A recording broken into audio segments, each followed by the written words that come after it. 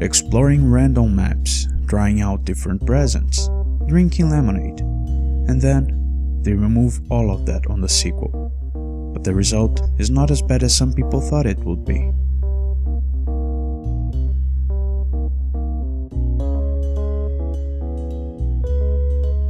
ToeJam Earl in Panic on Funkotron was released in 1993 on the Genesis, 2 years after the first game, and even though they initially went for the same gameplay style of the first one, they ended up going with a side-scrolling platform game style.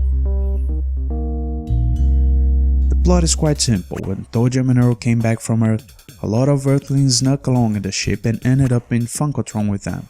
Since it's their fault, they're charged with the task of trapping all Earthlings on jars and shipping them back to Earth. Before starting a new game, you can enable the Little Kid mode, which will make it impossible to die, but will end the game on stage 5. It's really not that needed, as the game is not that hard. The controls are quite simple as explained by the signs. Some moves like the high jump and placing jars on the ground will be useful later on, so make sure you read every sign you find. When you pause the game, you can use 3 moves.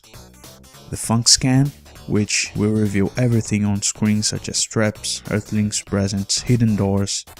It uses a funk move, the same kind of move that you use to teleport into walls with the A button. The Panic button, which will make ToeJam Earl run around throwing jars while being invincible. Useful against several enemies at screen at once, but not that much against small enemies like dogs or flying ones.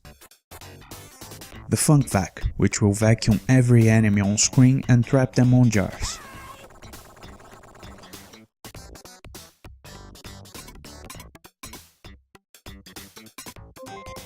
The presents are back in this game, but this time they contain either points, which will give you an extra life for every 10,000, coins that are used to activate different things, super jars, which will capture Earthlings with one shot, and Funk, Panic or Funk Vac moves.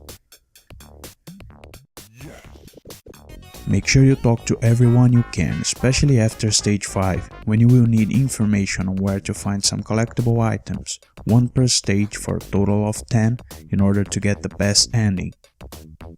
Every now and then, you see some of ToeJam Earl's friends standing right next to a boombox. With a coin, you can enter a jam out session where you have to copy their moves.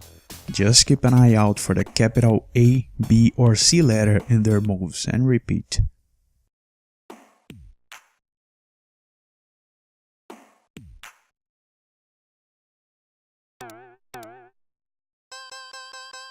Sometimes you'll see a meter right next to the fungus trampoline.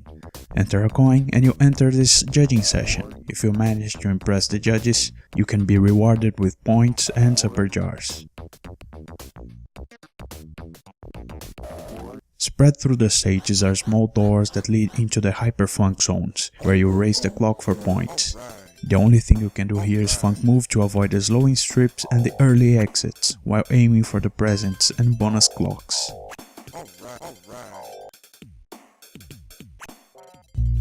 That feeling of exploration the first game had is still in this one, just in a different way. The Earthlings are the only enemies you have to worry about, so there's no need to rush. You can take your time and explore everything as long as you want to, be it alone or with a friend. The first ToeJam Earl game and this one are different games, with some things in common. They're both great in their own ways, but if you like the first one, make sure you give this one a proper chance, and you'll see it will be worth your time.